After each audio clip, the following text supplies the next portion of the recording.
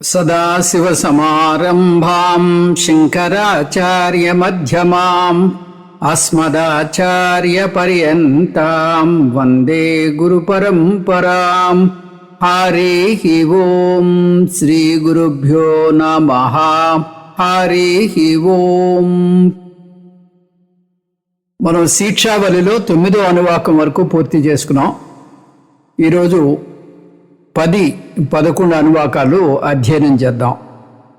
అహం వృక్షస్య రేరివా కీర్తి పృష్టం గిరేరివా ఊర్ధ్వ పవిత్రో వాజనీవ స్వమృతమస్మి ద్రవిణగుం సవర్చసం సుమేధామృతోక్షితః ఇతి త్రిశంకోర్వేదానువచనం.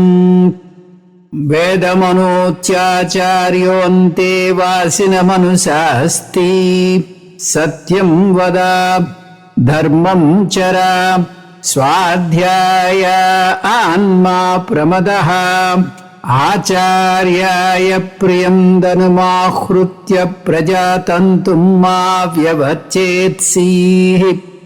సత్యాన్న ప్రమదితవ్యం ధర్మాన్న ప్రమదితవ్యం కుశలాన్న ప్రమదితవ్యం భూత్యైన ప్రమదితవ్యం స్వాధ్యాయ ప్రవచనాభ్యాం న ప్రమదితవ్యం దేవపితృకార్యాభ్యాం న ప్రమదితవ్యం.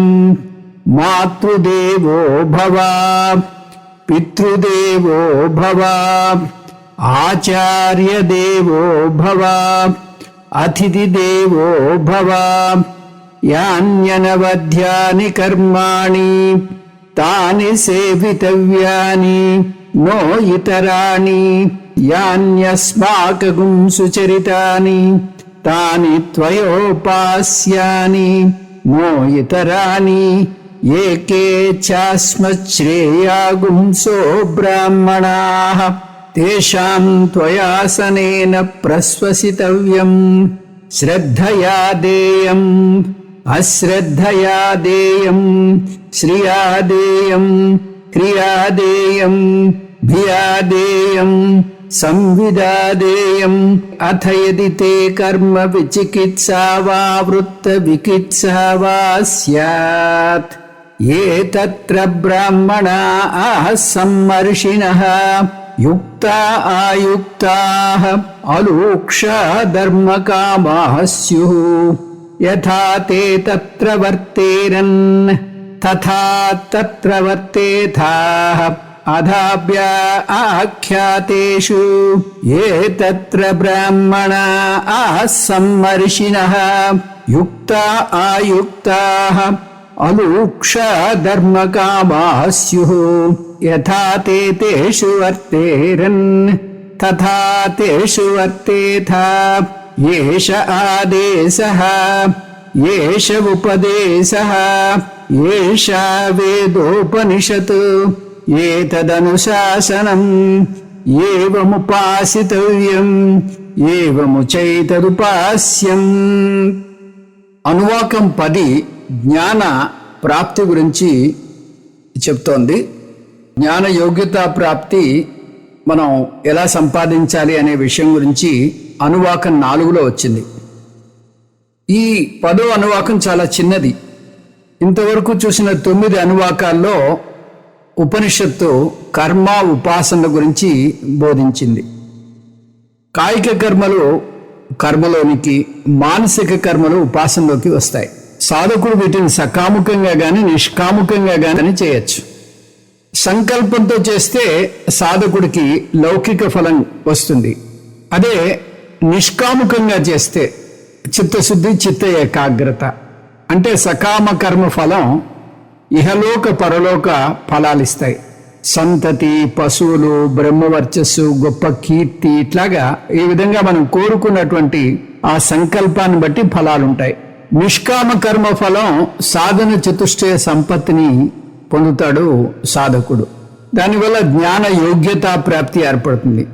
అంటే జ్ఞానం పొందడానికి అధికారం అవుతాడు. అందువల్ల గురువు ద్వారా ఆత్మ జ్ఞానాన్ని శ్రవణం చేయొచ్చు. అంటే అధికార ప్రాప్తి, గురు ప్రాప్తి, శ్రవణ ప్రాప్తి కలుగుతుంది.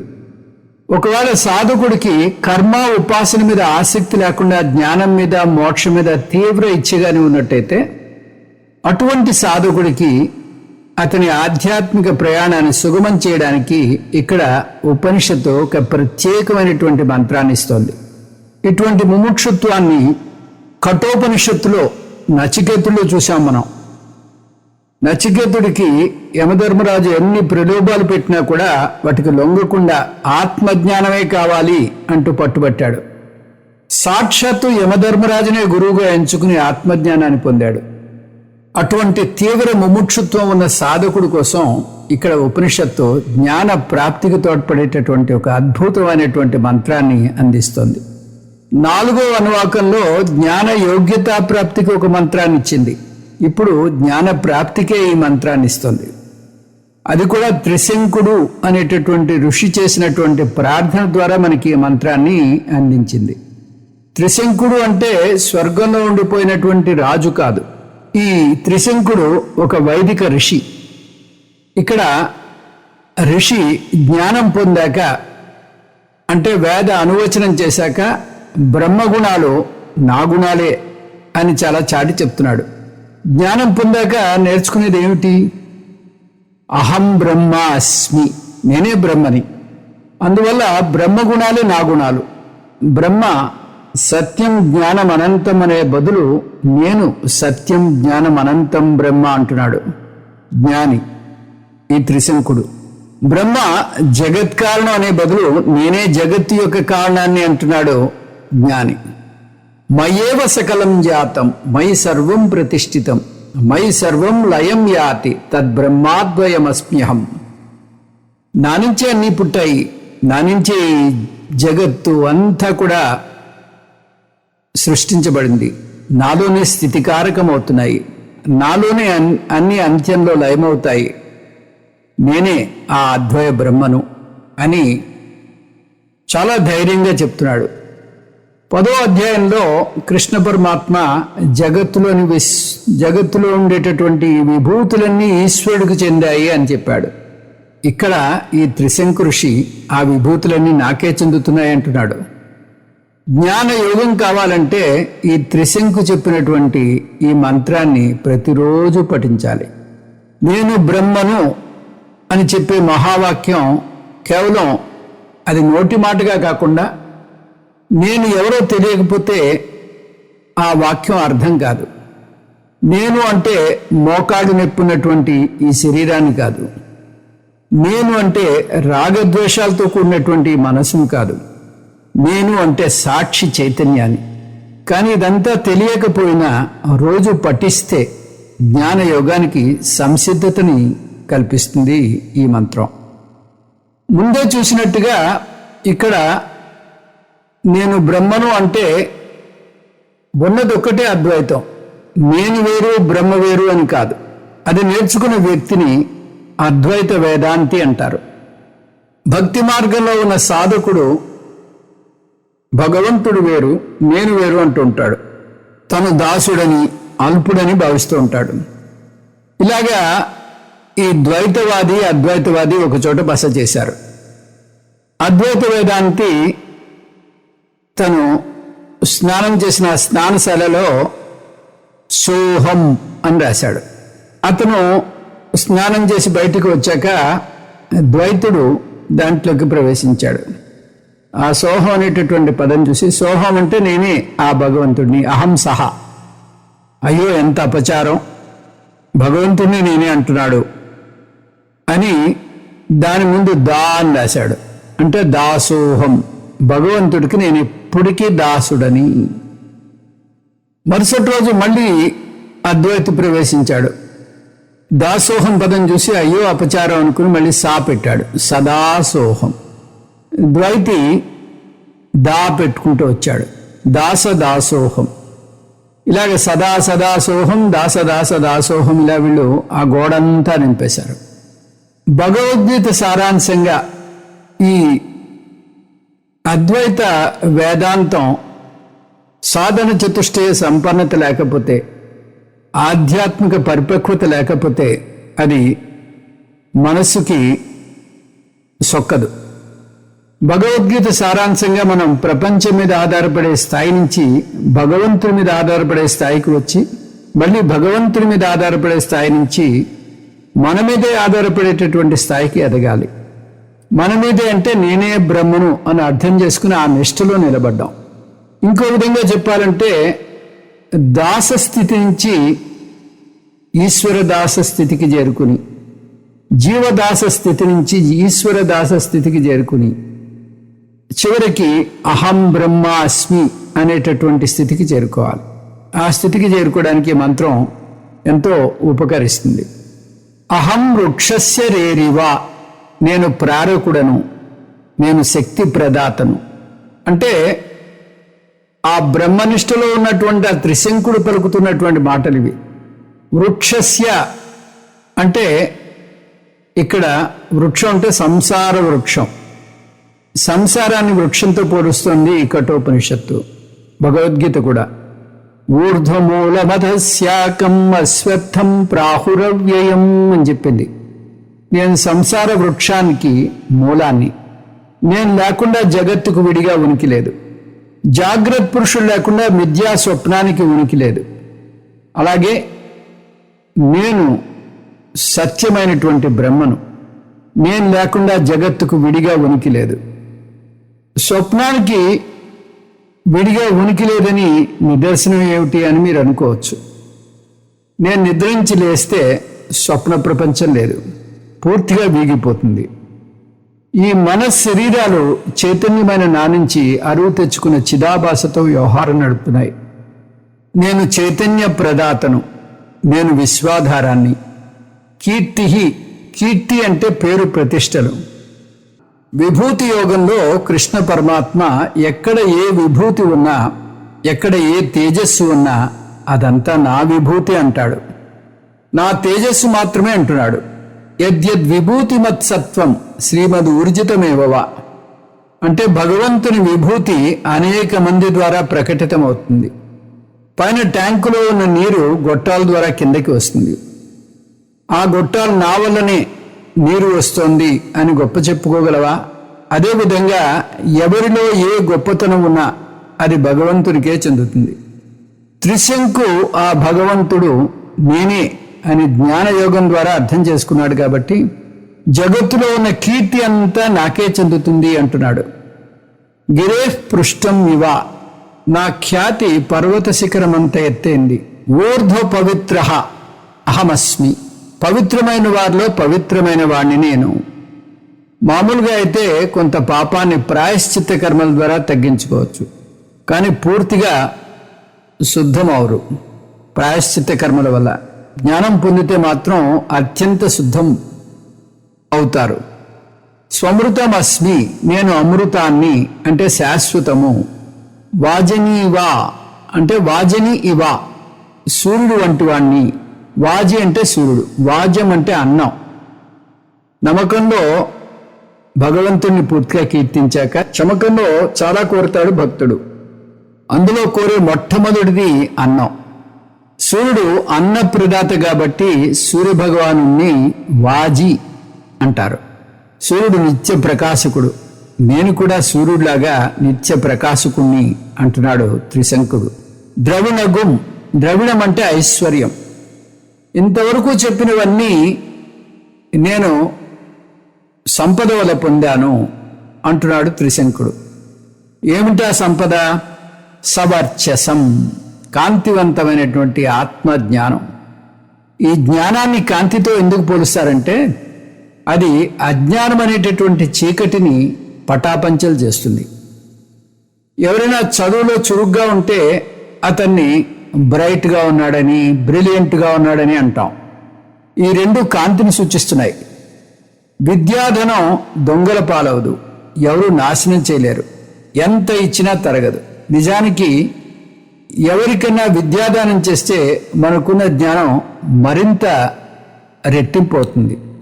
విద్యాదానం సర్వదానాత్ ప్రధానం.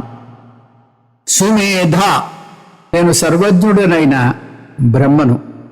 సర్వజ్ఞం బ్రహ్మాహమస్మి, నేను అన్ని మనస్సులకు చైతన్య ప్రదాతను. నేను అన్ని మనస్సుల ద్వారా అన్నీ తెలుసుకుంటాను. మనస్సులు అనేకం, కానీ చైతన్యం మాత్రం ఏకం. ఆ ఏకమైన చైతన్యాన్ని నేను, ఈ జ్ఞానమంతా నాకు చెందుతుంది. అమృతోక్షిత, అమృతం అంటే శాశ్వతం, అక్షిత అంటే నాశనము లేనిది, నాశనము కానిది. అంటే నేను క్షయరహితుణ్ణి లేదా అపక్షయరహితుణ్ణి అని కూడా చెప్పుకోవచ్చు. నేను శాశ్వతంగా ఉండేవాణ్ణి, క్షయరహితుణ్ణి అని ఒక అర్థం. అమృతోక్షితకి మరొక అర్థం కూడా చెప్పచ్చు. అమృతేన ఉక్షిత అస్మి, అహమస్మి అని కూడా చెప్పుకోవచ్చు. అమృతంలో ముంచబడిన వాడని, ఉక్షిత అంటే మునిగాను, అంటే ఆ శాశ్వతమైనటువంటి జ్ఞానంలో రమిస్తున్నాను అని కూడా అర్థం తీసుకోవచ్చు. ఈ మంత్ర సారాంశం నేను బ్రహ్మను, అహమస్మి అని ఆ జ్ఞాన నిష్టలో రమిస్తున్నటువంటి ఆ త్రిశంకు ఋషి చెప్తున్నటువంటి సత్యవాక్కులు. ఇది త్రిశంకోర్ వేదానువచనం. దీన్ని త్రిశంకు ఋషి తన జ్ఞానం పొంది ఆ జ్ఞాన నిష్టలో ఉన్నప్పుడు చెప్పినటువంటి మాటలుగా మనం తీసుకోవాలి. ఈ మంత్రాన్ని జ్ఞానం పొందకముందు మనం పఠిస్తే అప్పుడు దాని అర్థం సరిగ్గా తెలియకపోయినా జ్ఞానం పొందాక దాని విలువ తెలుస్తుంది. బ్రహ్మతో ఐక్యాన్ని త్రిశంకు ఋషి చెప్పినంత తేలికగా ముందు ముందు మనం కూడా చెప్పగలుగుతాం. ఇంకా 11వ అనువాకం చూద్దాం. ఈ 11వ అనువాకం ధర్మశాస్త్ర సంగ్రహం. ఇంతవరకు అయిన 10 అనువాకాల్లో బ్రహ్మ విద్యకు అవసరమైన సాధనలన్నీ చూసాం. మొదటి అనువాకం, చివరి అనువాకం శాంతి పటాలు. ఆ రెండింటినీ పక్కన పెడితే ఇంతవరకు మనం చూసిన ఒక హోమ సాధన, 2 జప సాధనలు, 5 ఉపాసనలు, కర్మయోగ సాధన. వీటిలో పంచమహాయజ్ఞాలు కూడా చూసాం. దైవీ సంపత్తిని చూసాం. అంటే ఋతం, సత్యం, తపస్సు, శమం, దమం, విలువలు, ఇవన్నీ చూసుకుంటూ వచ్చాం. జ్ఞాన యోగ్యతా ప్రాప్తికి ఒక జపాన్ని, జ్ఞాన ప్రాప్తికి మరొక జపాన్ని చూసాం. ఇప్పుడు ఉపనిషత్తు ఈ శిక్షావళితో ఈ అనువాకాన్ని ముగిస్తోంది. అంటే ఇంతవరకు చెప్పుకొచ్చినటువంటి అంశాల్ని మరొకసారి పునశ్చరణ చేస్తూ ముగిస్తోంది. అందుకని దీన్ని ఉపసంహార అనువాకంగా కూడా మనం తీసుకోవచ్చు. ఈ అనువాకంలో ఉపనిషత్తు ధర్మ యొక్క సారాన్ని బోధిస్తోంది. ధర్మశాస్త్రం వేద పూర్వభాగంలో వస్తుంది. వేద పూర్వభాగం మతపరమైనటువంటి జీవనం నడపడానికి తోడ్పడుతుంది. మతపరమైనటువంటి జీవనం జ్ఞాన యోగ్యతను పొందడానికి సహకరిస్తుంది. ఆ విధంగా సాధకుడు ముందు మతపరమైనటువంటి జీవనంతో మొదలుపెట్టి తర్వాత దానికి అతీతంగా ఎదగాలి. సన్యాస ఆశ్రమం కూడా అలా ఎదగడానికి తోడ్పడుతుంది. సన్యాసాశ్రమంలో మత సంబంధమైనవన్నింటినీ త్యజిస్తాడు. యజ్ఞోపవీతం, శిఖ, కుటుంబ జీవనం, ఈ మూడింటిని పరిత్యజిస్తాడు సన్యాసి. ధర్మశాస్త్రాన్ని జయమని మహర్షి కూలంకషంగా చర్చించారు. వేదవ్యాసులు రాసిన బ్రహ్మసూత్రాలు ఉన్నట్టే వేద పూర్వానికి జయమని మహర్షి రచించిన ధర్మసూత్రాలున్నాయి. బ్రహ్మసూత్రాల్లో 555 సూత్రాలుంటే ధర్మసూత్రాల్లో ఇంకా ఎక్కువ అనేక ధర్మసూత్రాలున్నాయి. అందువల్ల ఇది బ్రహ్మసూత్రాల కన్నా చాలా పెద్దది. బ్రహ్మసూత్రాల్లో 4 అధ్యాయాలుంటే ధర్మసూత్రాల్లో 12 అధ్యాయాలున్నాయి. బ్రహ్మసూత్రాలు అథాతో బ్రహ్మ జిజ్ఞాసతో మొదలైతే ధర్మసూత్రాలు అథాతో ధర్మ జిజ్ఞాస అనే వాక్యంతో మొదలవుతుంది. ఈ ధర్మసూత్రాలను పూర్వమీమాంసా సూత్రాన్ని, ధర్మ జిజ్ఞాసా సూత్రాన్ని అని కూడా అంటారు. ఇది చాలా విస్తారంగా అనేక ముఖ్యమైనటువంటి యజ్ఞ యాగాదులను వివరిస్తుంది. అంతేకాదు జీవితం, మన శరీరం, కుటుంబ సభ్యులు, సృష్టి, వీటి పట్ల మన దృక్పథం ఎలా ఉండాలో నిర్దేశిస్తుంది. అంతేకాదు వానను, సూర్యుడిని, చంద్రుణ్ణి, భూమిని, ఆఖరికి క్రిమి కీటకాదులను కూడా ఎలా చూడాలో చెప్తుంది. బృహదారణ్యకోపనిషత్తులో కూడా ఆరోగ్యం, ఐశ్వర్యం, బలం గురించి మన దృక్పథం ఎలా ఉండాలో వర్ణిస్తుంది. ధర్మశాస్త్రంలో విలువలకు ఎలా విలువనివ్వాలో కూడా వస్తుంది. ఆ విధంగా ధర్మశాస్త్రంలో 3 అంశాల చర్చ ఉంటుంది. యజ్ఞాలు, దృక్పథం, విలువలు. వీటన్నిటినీ తన గ్రంథమైనటువంటి ధర్మసూత్రాల్లో వివరించి చర్చించారు జైమిని మహర్షి. ధర్మశాస్త్రాన్ని అర్థం చేసుకుని బ్రహ్మసూత్రాల్లో ప్రవేశిస్తాడు సాధకుడు. ఎవరైనా ధర్మ పురుషార్థం తోడు లేకుండా మోక్ష పురుషార్థాన్ని పొందడం అసాధ్యం. ఎలాగైతే బిఏ చదవందే ఎంఏ చదవలేమో, అలాగే ధర్మం లేకుండా మోక్షం పొందలేము. ఈ 11వ అనువాకంలో ఉపనిషత్తు ధర్మశాస్త్రం యొక్క సారాన్ని బోధిస్తోంది. అందువల్ల ఈ అనువాకాన్ని ధర్మశాస్త్ర సంగ్రహం లేదా పూర్వమీమాంసా సంగ్రహం అని కూడా అనుకోవచ్చు, అని కూడా చెప్పవచ్చు. ఈ ధర్మశాస్త్రాన్ని ఎప్పుడు అధ్యయనం చేయాలి? జీవిత చర్మాంకంలో ధర్మశాస్త్రాన్ని నేర్చుకునే ప్రయోజనం లేదు. ధర్మశాస్త్రం జ్ఞాన యోగ్యత పొందడానికి అవసరమైనటువంటి సాధనలను నిర్దేశిస్తుంది కాబట్టి దాన్ని వేదాంతానికి రాకముందే అధ్యయనం చేయాలి. పాఠశాలలో, కళాశాలలో వేదాంతాన్ని బోధించకూడదు. అహం బ్రహ్మ అస్మి అనే జ్ఞానాన్ని లేత వయస్సులో బోధిస్తే దాన్ని సరిగ్గా అర్థం చేసుకోకపోగా ఆ జ్ఞానం వికటించే ప్రమాదం ఉంది. అందువల్ల లేత వయస్సులో వారికి ధర్మశాస్త్రాన్ని బోధించాలి. భగవంతుడు స్వామి అని, తాను దాసుడు అని బోధించాలి. పూర్వపు ఆశ్రమాలు తీసుకుంటే బ్రహ్మచర్య ఆశ్రమంలో ధర్మశాస్త్రాన్ని అధ్యయనం చేయాలని చెప్తుంది ఉపనిషత్. అది గృహస్థాశ్రమంలో సాధ్యం కాదు. ఎందుకంటే గృహస్థు నెరవేర్చాల్సిన కర్మలు ఎన్నో ఉంటాయి. అతను పనుల్లో లోతుగా కూరుకుపోతుంటే అతనికి శాస్త్రాన్ని అధ్యయనం చేసే తీరిక ఉండదు. అంతేకాదు, తను చేసే కర్మల్లో గృహస్థు ధర్మశాస్త్రాన్ని ఆచరణలో పెట్టాలి.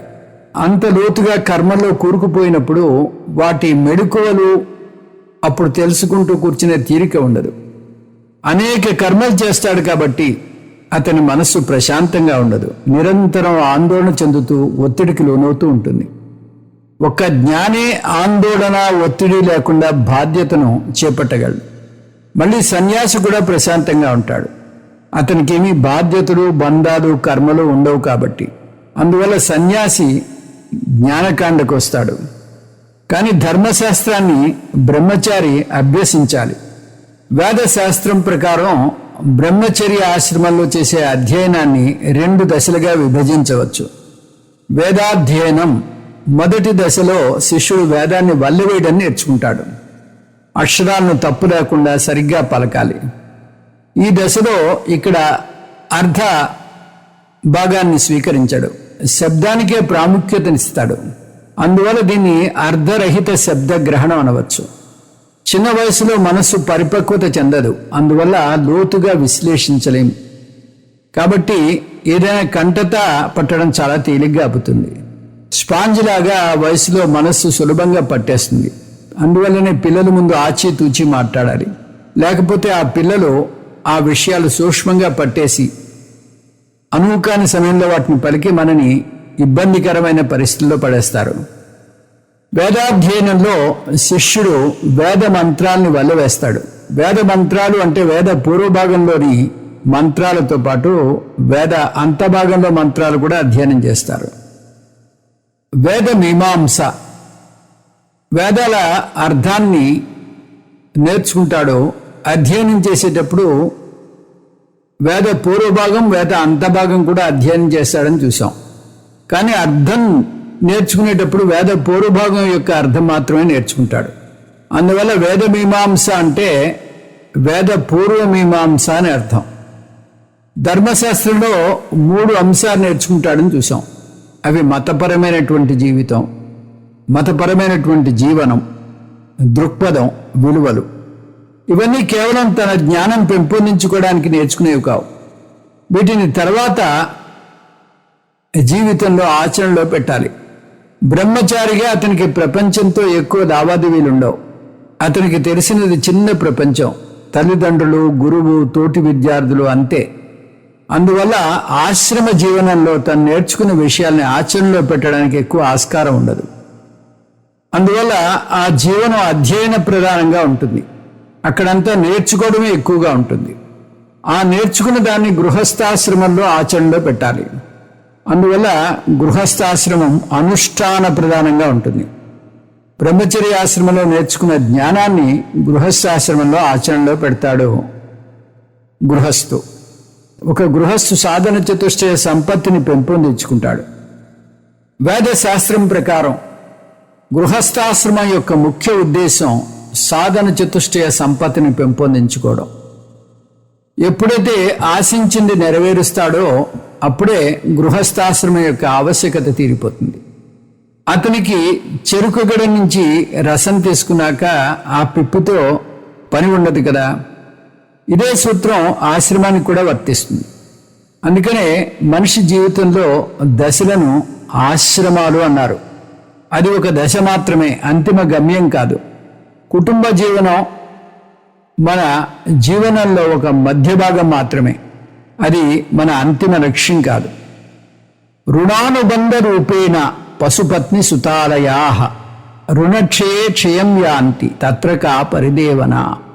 పశువులతో, పత్నితో, సుతులతో బంధాలు వారితో మనకు ఉన్న రుణాల వల్ల ఏర్పడతాయి.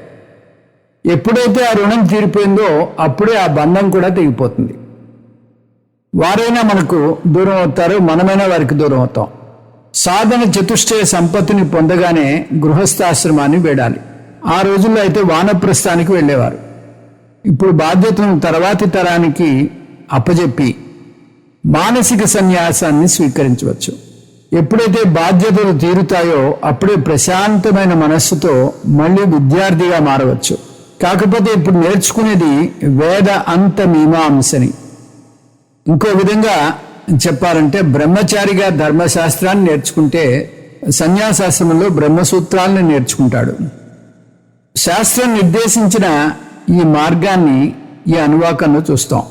ఈ నేపథ్యంతో అనువాకాన్ని అధ్యయనం చేద్దాం.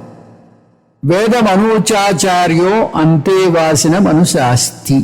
వేదం అనూచ్య, గురువు వేదాన్ని బోధించాడు శిష్యుడికి. కాకపోతే ఇక్కడ వేదాధ్యయనం అంటే అర్థం నేర్చుకోడు, వేద మంత్రాన్ని వల్లవేస్తాడు. ఈ వేద మంత్రాన్ని వల్లవేసేటప్పుడు గురువుగారు ముందు మంత్రం చెప్తారు, గురువుగారితో పాటు ఆ మంత్రాన్ని పలకాలి. దీన్ని అనూచ్య అంటారు.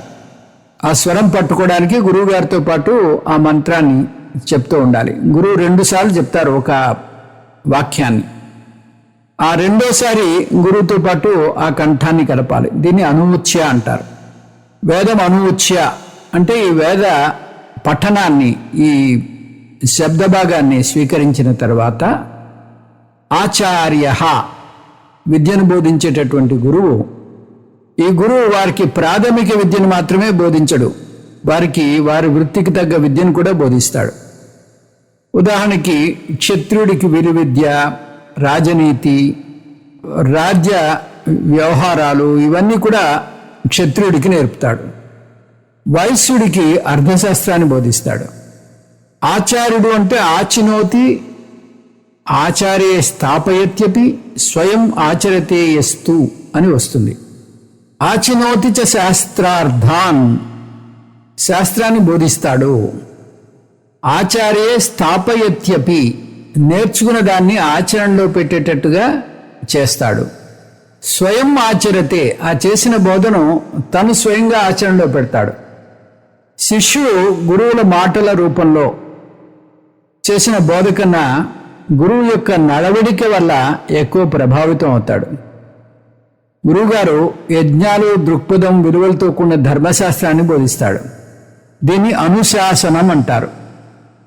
ఈ అనుశాసనాన్ని ఎవరికి బోధిస్తాడు? అంతేవాసినం అంటే ఆశ్రమంలో ఉండి విద్యను అభ్యసించేటటువంటి విద్యార్థిని అంతేవాసి అంటారు.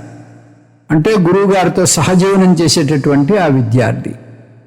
గురుకులంలో శిష్యుడు గురువు సమీపంలో ఉండి విద్యను నేర్చుకుంటాడు. మట్టి ముద్ర ఉండే లేత ప్రాయంలో పిల్లవానికి తల్లి, తండ్రి, ఆచార్యుడు ఆదర్శమూర్తులుగా ఉంటారు. వారు సరిగ్గా లేకపోతే ఆ శిష్యులు మీద ఆ గురువుల ప్రభావం పడి చెడిపోయేటటువంటి అవకాశం ఉంటుంది. అందుకని గురువు కూడా సత్ప్రవర్తనతో ఉండాలి. అంతే అంటే సమీపే అని అర్థం. గురువు సమీపంలో, గురువు సన్నిధిలో, గురుకులంలో నివసించేటటువంటి వ్యక్తిని అంతేవాసి అంటారు. గురువును శిష్యులు 1000 కళతో గమనిస్తూ ఉంటారు.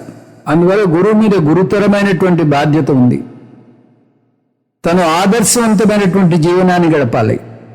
ఇక్కడ ఆచార్యుడు అన్నాడు కాబట్టి ఆ గురువు అటువంటి ఆదర్శనీయమైనటువంటి జీవితాన్ని గడుపుతున్నాడు అని వస్తుంది.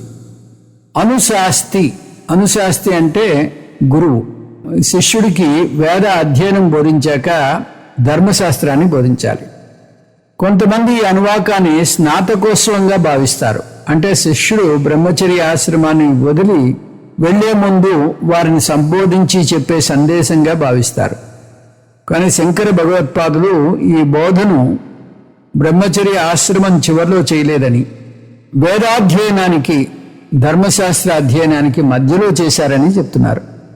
ఇక్కడితో శిష్యుడు వేద మంత్రాలు నేర్చుకోవడం అయిందని, ఇప్పుడు ధర్మసూత్రాలు నేర్చుకోబోతున్నాడని, ధర్మసూత్రాలను సూక్ష్మంగా ఇక్కడ నేర్పిస్తున్నాడని అంటారు శంకర భగవత్పాదులు. అను అంటే ధర్మాన్ని వల్లించిన తరువాత, శాస్తి అంటే దాని అర్థాన్ని గ్రహిస్తున్నాడు అని. తర్వాత తను నేర్చుకున్న మంత్రాల అర్థాన్ని తెలుసుకోకపోతే వాటిని గృహస్థాశ్రమంలో ఎలా ఆచరించగలడు? గురువు చేసిన హితబోధ చూద్దాం ఇప్పుడు. సత్యం వద ధర్మం చర స్వాధ్యాయ ఆన్మా ప్రమదః ఆచార్యాయ ప్రియం ధనుమాహృత్య ప్రజాతంతుం మా వ్యవచ్ఛేత్సీః సత్యాన్న ప్రమదితవ్యం ధర్మాన్న ప్రమదితవ్యం కుశలాన్న ప్రమదితవ్యం భూత్యైన ప్రమదితవ్యం స్వాధ్యాయ ప్రవచనాభ్యాం న ప్రమదితవ్యం దేవ పితృకార్యాభ్యాం న ప్రమదితవ్యం. సత్యం వద అంటే వద అంటే పలుకు అని, వధించడం కాదు. సత్యాన్ని పలుకు. ఆలోచనకి మాటకు మధ్యలో పొంతన ఉండాలి. సత్యం అంటే శరీరంలో సమతుల్యతని పాటించడం. ఆలోచనకి వాక్కుకి మధ్య సమన్వయం ఉందంటే అది అన్ని అంగాల మధ్య సమతుల్యత ఉందని అర్థం. మనలో పంచ జ్ఞానేంద్రియాలు, పంచ కర్మేంద్రియాలు, పంచ ప్రాణాలు, మనస్సు, బుద్ధి ఉన్నాయి. అష్టాంగ యోగంలో వచ్చే ప్రత్యాహారం, ఆసనం, ప్రాణాయామం, ధ్యానం అనే వరుసలో ముందు చెప్పిన అంగాలను అదుపులో పెట్టడానికి తోడ్పడతాయి ఇవి. సత్యాన్ని పలుకోకపోతే అంగాల మధ్య సమతుల్యత దెబ్బతింటుంది. దానివల్ల ఆందోళన, ఒత్తిడి ఏర్పడుతుంది. దానివల్ల శారీరకంగాను ఆధ్యాత్మికంగాను బలహీనవుతాడు. సత్యమేవ జయతే నానృతం, సత్యం వలనే మోక్షం పొందగలరు అని వస్తుంది అందులో. ఇంకా ధర్మం చర, జైమిని మహర్షి పూర్వమీమాంస సూత్రాల్లో ధర్మం యొక్క నిర్వచనం వస్తుంది. ధర్మం అంటే శాస్త్రం విధించిన శ్రౌత కర్మలు, స్మార్త కర్మలు ఆచరించడం.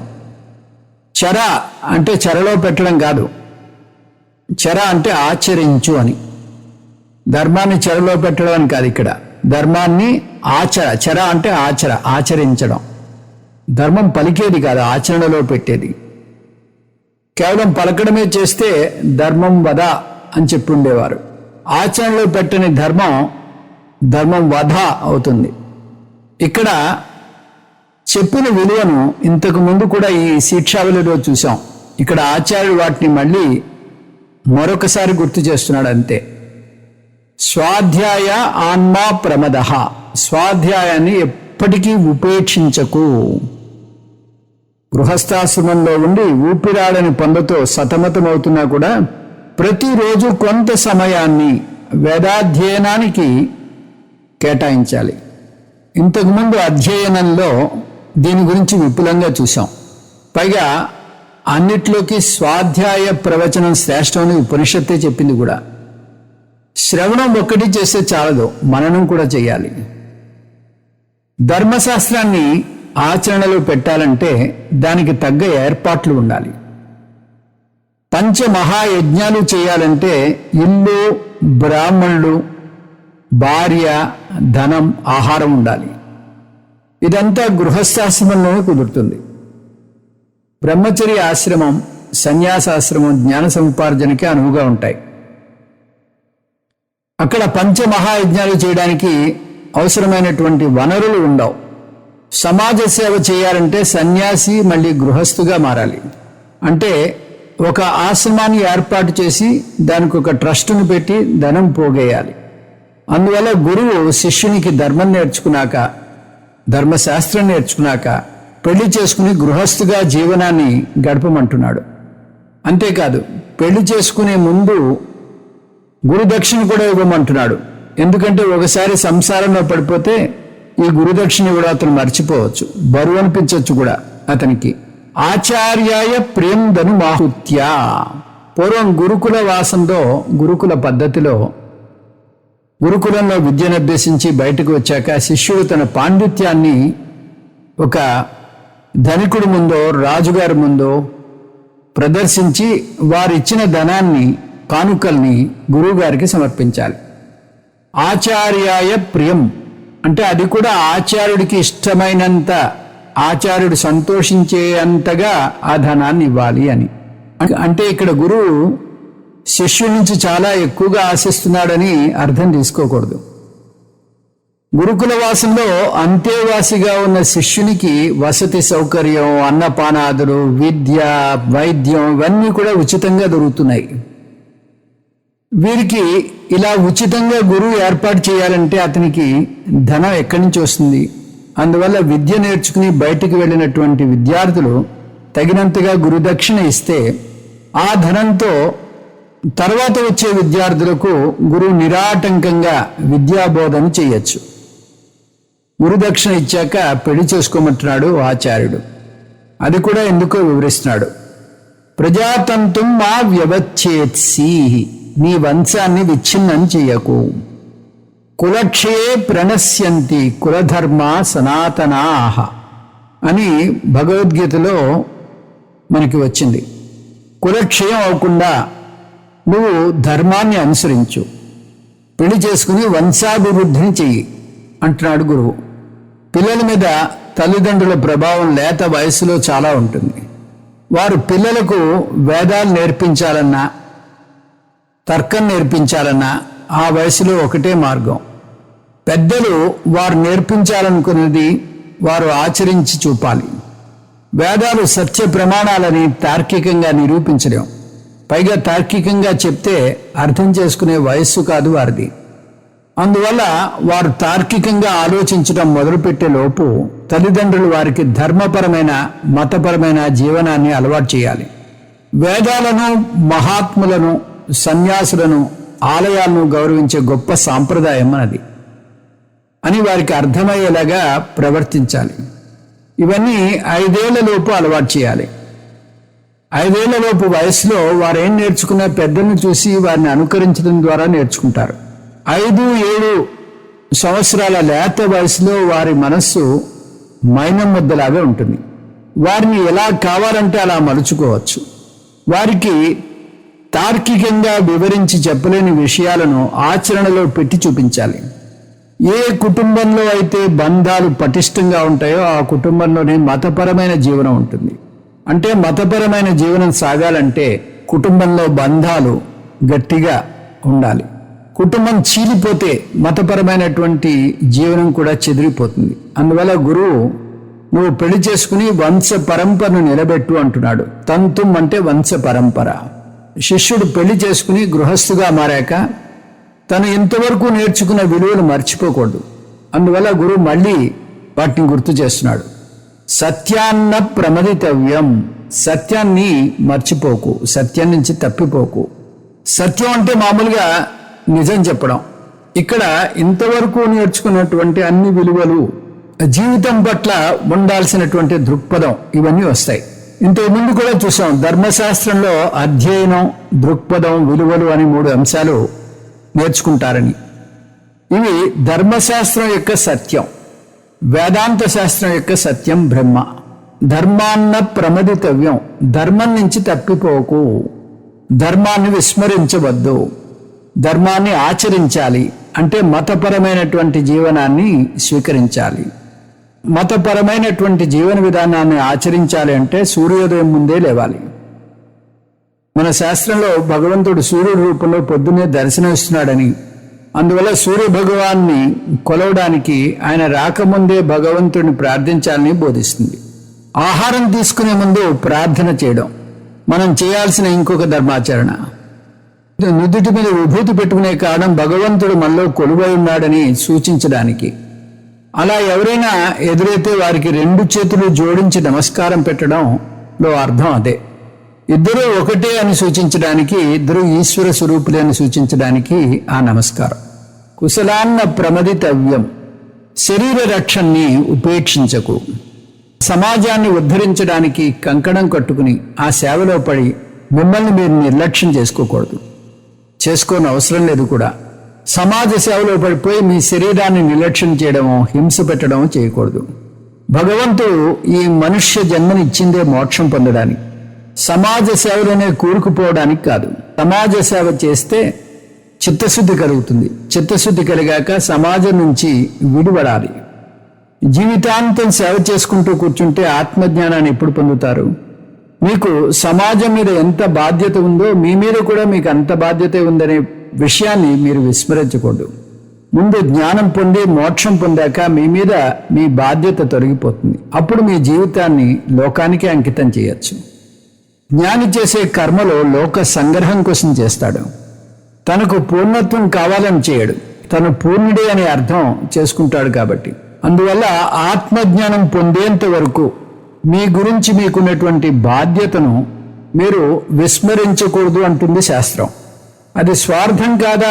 ఇతరులకు హాని చేసి తను పైకి రావాలనుకోవడం స్వార్థం అవుతుంది. కానీ మీ పట్ల మీ కుటుంబం పట్ల మీకున్న ధర్మాన్ని నెరవేర్చడం స్వార్థంలోకి రాదు. భూత్యైన ప్రమదితవ్యం, సంపదలను త్రోసిపుచ్చకు. భూతి అంటే ఐశ్వర్యం. ధన సముపార్జనను ఎన్నడూ చిన్నచూపు చూడకూడదు. ధనాన్ని లక్ష్మిగా కొలిచే సాంప్రదాయం మనది. లక్ష్మీ కటాక్షం ఉంటే సరస్వతి కటాక్షం కలుగుతుంది. ధనం సమృద్ధిగా సంపాదించాలి. ఉదారంగా దాన ధర్మాలు చేయాలి. శాస్త్రం ధన సముపార్జనను ఎన్నడూ కించపరచలేదు. కానీ సంపాదించిన సొమ్మును స్వార్థానికి దాచుకుంటే మాత్రం దాన్ని లోభంగా విమర్శించింది. కానీ సంపాదించిన సొమ్మును స్వార్థానికి దాచుకుంటే మాత్రం దాన్ని లోభంగా విమర్శించింది. ఎక్కువగా సంపాదించండి, తప్పులేదు. కానీ అంత ఎక్కువగాను దాన ధర్మాలు చేయండి అంటుంది శాస్త్రం. శాస్త్రం విధించిన ఆశ్రమ ధర్మాలను ఒకసారి పరిశీలిస్తే అవి బ్రహ్మచర్య ఆశ్రమం, గృహస్థాశ్రమం, వానప్రస్థాశ్రమం, సన్యాసాశ్రమం. ఈ 4 ఆశ్రమాలలోనూ ఒక గృహస్థాశ్రమంలోనే ధనాన్ని సంపాదించగలరు. తక్కిన 3 ఆశ్రమాల్లోనూ వారి మనుగడ కోసం గృహస్థుల మీద ఆధారపడాలి. అంటే గృహస్థు వారికి భిక్ష వేయాలి. 3 ఆశ్రమాలకు చెందిన వారిని పోషించాలంటే గృహస్థు ఎంత సంపాదించాలి? అందువల్ల వేదం పుష్కలంగా ధనం సంపాదించు, పుష్కలంగా దాన ధర్మాలు చెయ్యి అంటోంది. ఎంత అద్భుతమైన సంప్రదాయమో చూడండి మనది. ఆవహంతి హోమం గురించి చెప్పినప్పుడు ఇక్కడ ఐశ్వర్యం గురించి 4 అంశాలు చర్చించబడ్డాయి. ధనం ధర్మార్థం, ధర్మ చిత్తశుద్ధ్యర్థం, చిత్తశుద్ధి జ్ఞానార్థం, జ్ఞానం మోక్షార్థం. ధనం ధర్మార్థం అంటే ధనం సంపాదించేది ధర్మబద్ధమైనటువంటి జీవితాన్ని గడపడానికి, కానీ భోగ లాలసత్వం కోసం కాదు. ధర్మబద్ధమైనటువంటి జీవనం అంటే పంచ మహాయజ్ఞాలు చేయడానికి. ధనం చిత్తశుద్ధ్యర్థం, సంపాదించిన ధనాన్ని ధర్మాన్ని పాటించడానికి వినియోగిస్తే చిత్తశుద్ధి కలుగుతుంది. దానం గురించి ముందు ముందు ఇంకా వివరంగా వస్తుంది. చిత్తశుద్ధి జ్ఞానార్థం. చిత్తశుద్ధి పొందితే ఏమవుతుంది? చిత్తశుద్ధి పొందితేనే జ్ఞాన యోగ్యత ప్రాప్తి కలుగుతుంది. తద్వారా జ్ఞానాన్ని పొందడానికి అవకాశం కలుగుతుంది. జ్ఞానం మోక్షార్థం. జ్ఞానం పొందితే మోక్షాన్ని పొందడానికి అవకాశం ఉంటుంది. మోక్షం పొందేది ఆత్మానందం పొందడానికి, ఆత్యంతిక ఆనందం, దుఃఖ నివృత్తి కలిగించుకోవడానికి. స్వాధ్యాయ ప్రవచనాభ్యాం న ప్రమదితవ్యం. శాస్త్ర అధ్యయనాన్ని, అధ్యాపనాన్ని ఎన్నడూ విస్మరించద్దు. శాస్త్ర అధ్యయనం చాలా ముఖ్యం. లేకపోతే సంపాదిస్తూనే ఉంటారు, కానీ దాన ధర్మాలు చేయరు.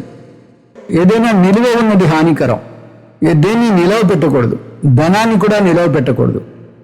శరీరంలో నిలవ ఉన్న ఆహారం కొవ్వును పెంచుతుంది. రోగి ఇంట్లో ఉన్న ధనం దొంగలు దోచుకుపోయేటటువంటి అవకాశం ఉంటుంది.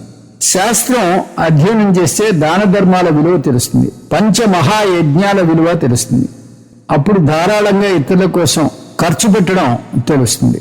దేవ పితృకార్యాభ్యాం న ప్రమదితవ్యం. భగవద్ ఆరాధనను, పితృకార్యాల్ని ఎన్నటికీ విస్మరించకూడదు. దైవ కార్యం, భగవంతుణ్ణి పూజించడం చాలా అవసరం. భాగవతంలో దీని విషయమై ఒక మంచి ఉదాహరణ చూస్తాం. ఒక చెట్టులోని ప్రతి కొమ్మకు, ప్రతి రెమ్మకు నీరు అందించాలంటే చెట్టంతా తడపం. చెట్టు మొదట్లో నీరు పోస్తాం. ఆ చెట్టు యొక్క వేళ్ళు ఆ నీటిని అందుకుని చెట్లోని ప్రతి భాగానికి కనబడకుండా అందజేస్తాయి. అదే సూత్రం ఈ సంసార వృక్షానికి కూడా వర్తిస్తుంది. ఈ సంసార వృక్షానికి వేళ్ళు సాక్షాత్తు ఆ భగవంతుడే. శ్రీ భగవాన్ ఉవాచ ఊర్ధ్వమూలమధశాకం అశ్వత్థం ప్రాహురవ్యయం ఛందాంసి యస్య పర్ణాని యస్తం వేద స వేదవిత్. అందువల్ల వేదాలు మొత్తం మానవాళికి సేవ చేసే మార్గాన్ని దైవ పూజ ద్వారా నిర్దేశిస్తుంది. సర్వే భవంతు సుఖినః, సర్వే సంతు నిరామయాః, సర్వే భద్రాణి పశ్యంతు, మా కశ్చిత్ దుఃఖభాగ్ భవేత్. ఒక చెంచాడు నీరు భగవంతుడికి పోస్తూ ఈ ప్రార్థన చేస్తే సంసార వృక్షానికి వేళ్ళు అయిన ఈశ్వరుడు ఆ వృక్షాన్ని పరిరక్షిస్తాడు. ఈ ప్రార్థన ఎంత లోతైనదో ఆలోచించండి. మనకు చేయడానికి ఒక నిమిషం కూడా పట్టదు. కానీ ఈ ప్రార్థన అనే నీరు సంసార వృక్షంలోని ఆకుకు ప్రతి జీవికి వెళ్తుంది. ఎంత అద్భుతం! ప్రపంచంలో పొద్దున్న లేచినప్పటి నుంచి ఎన్నో ప్రకృతి వైపరీత్యాల గురించి, ఎన్నో బీభత్సాల గురించి వింటూ ఉంటాం. వాటి వల్ల ఎవరో ఒకరు ఎక్కడో ఒక చోట కష్టాలు పాలవుతూనే ఉంటారు. వారందరినీ ప్రత్యక్షంగా వెళ్ళి మనం కాపాడలేం. కానీ మనం చేసే దైవయజ్ఞం తప్పకుండా మేలు చేకూరుస్తుంది.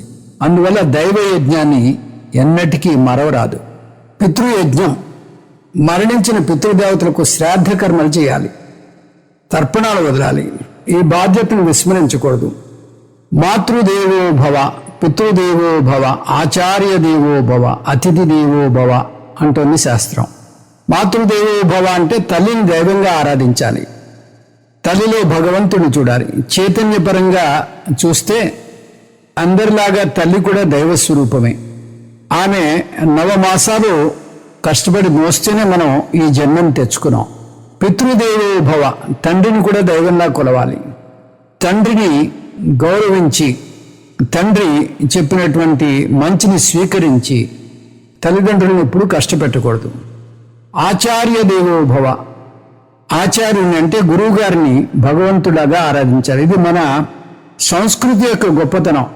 ఇది ఏ సంస్కృతిలోనూ లేదు, ఆచార్యుని భగవంతుడిలా చూడాలని. ఆచార్యుని భగవంతుడిలా చూసి ఆయన దగ్గర నుంచి విద్యను అభ్యసించి ఆయనకి మళ్ళీ ఆ గురువుకి కృతజ్ఞతాపూర్వకంగా ఆ గురువు గారికి దక్షిణ ఇవ్వాలి అనేటటువంటి ఆచారం మన సంస్కృతిలోనే ఉంది. ఆచార్య దేవో భవ. ఈ విధంగా ఈ 3 రకాలైనటువంటి సంస్కృతులు మన విధి విధానంలో ఉన్నాయి. ఇది కాకుండా అతిథి దేవో భవ అని చెప్పారు. అతిథి అంటే మన ఇంటికి వచ్చినటువంటి ఈ అతిథులు. అతిథి అంటే అనుకోకుండా ఇంటికి వచ్చినటువంటి ఆగంతుకుడు. చెప్పా చేయకుండా వస్తూ ఉంటారు. వాళ్ళని తిట్టుకోకుండా వాళ్ళకు మర్యాదలు చేయాలని మన శాస్త్రం చెప్తోంది. పూర్వకాలం ఊళ్ళలో ఈ సత్రాలు, తర్వాత ఇప్పుడు ఉన్నటువంటి హోటల్స్, ఇటువంటి సదుపాయాలు ఉండేవి కాదు, వసతి సదుపాయాలు ఉండేవి కాదు, ముఖ్యంగా ఈ పుణ్యక్షేత్రాల్లో. అందుకని వీళ్ళు కాలినడక మీద వెళ్తూ ఉండేవారు. కాశీ వంటి తీర్థయాత్రలకు వెళ్ళేటప్పుడు కాశీకి వెళ్ళినవాడు కాటికి వెళ్ళిన వాడితో సమానం అంటూ ఉండేవారు. మళ్ళీ తిరిగి వస్తాడో లేదో చెప్పలేం, అటువంటి పరిస్థితులు ఆ రోజుల్లో. అందుకని వాళ్ళు ఏ ఊర్లో రాత్రి పోతే అక్కడ ఆగిపోయేవారు. అటువంటి కాలమాన పరిస్థితుల్లో అతిథిని దేవుడిగా భావించి అతనికి కావలసినటువంటి వసతి సౌకర్యాన్ని ఏర్పరచాలి అని మన వైదిక జీవన విధానాన్ని నిర్దేశిస్తోంది. అయితే దీన్ని కొంచెం సర్దుబాటు చేసుకోవచ్చు అని మన గురువులు చెప్తున్నారు. ఎందుకంటే ఇప్పుడు కాలమాన పరిస్థితుల్లో దీన్ని ఆచరించడం కొంచెం కష్టం. ఎందుకంటే అతిథి రూపంలో ఎవరొస్తారో తెలియదు. అందుకని ఇది తూచా తప్పకుండా ఇది వెర్బాటిం తీసుకొని అవసరం లేదు అని కూడా చెప్తూ ఉంటారు గురువుగారు. ఈ ముఖ్య అంశాలు స్వాధ్యాయ జ్ఞాన యజ్ఞాశ్చ అంటే భగవద్గీతలో స్వాధ్యాయాన్ని యజ్ఞంగా వర్ణించాడు కృష్ణ పరమాత్మ. శాస్త్ర అధ్యయనం ఒక పుణ్యకర్మ. వేదాలను పఠించిన వారికే కాదు, విన్నవారికి కూడా చిత్తశుద్ధి కలుగుతుంది. అనేక మంది కలిసి వేద పారాయణం చేసే దాని వేద ఘోష అంటాం. సత్యం వద అనేది రెండో విషయం. సత్యాన్నే పలకాలి, సత్య జీవనం గడపాలి, మతపరమైనటువంటి జీవితంతో పాటు విలువల్ని పెంపొందించుకోవాలి. జీవితంలో ప్రేరణ పొందడానికి శాస్త్ర అధ్యయనం చేస్తూనే ఉండాలి. అలాగే సత్సంగాలకి వెళ్ళాలి. మహాత్ముని ప్రత్యక్షంగా కలిసి వారి మాటలను వినడము, వారి గ్రంథాలను చదవడము చేస్తూ ఉండాలి. దక్షిణ ఇవ్వకుండా ఏదైనా పని చేయించుకుంటే అది తామసిక కర్మ కింద వస్తుంది అని శాస్త్రం చెప్తోంది. అందుకని దక్షిణ ఇవ్వడం అనేది మన సంప్రదాయంలో ఒక పద్ధతి. శాస్త్రం ప్రకారం ఒక వ్యక్తి శాస్త్రం నిర్దేశించిన 4 ఆశ్రమాల్లో దేనికో ఒక దానికి చెందినవాడై ఉండాలి. అనాశ్రమీ న తిష్ఠేత్. అతను ఏ ఆశ్రమానికి చెందకపోతే అతనికి ఏ హోదా ఉండదు. ఏ హోదా లేకపోతే అతని సేవ గుర్తింపబడదు. ఈ విధంగా ఈ శిక్షావళిలో కొన్ని శుద్ధులు ఆ గురువుగారు చెప్పారు, ఇంకా చెప్పబోతున్నారు. మనం ముందు క్లాసులో అవి అధ్యయనం చేద్దాం. ఓం తత్సత్ సర్వం శ్రీకృష్ణార్పణమస్తు. ఓం పూర్ణమదః పూర్ణమిదం పూర్ణాత్ పూర్ణముదచ్యతే పూర్ణస్య పూర్ణమాదాయ పూర్ణమేవావశిష్యతే. ఓం శాంతి శాంతి శాంతి. హరి ఓం శ్రీ గురుభ్యో నమః. హరి ఓం.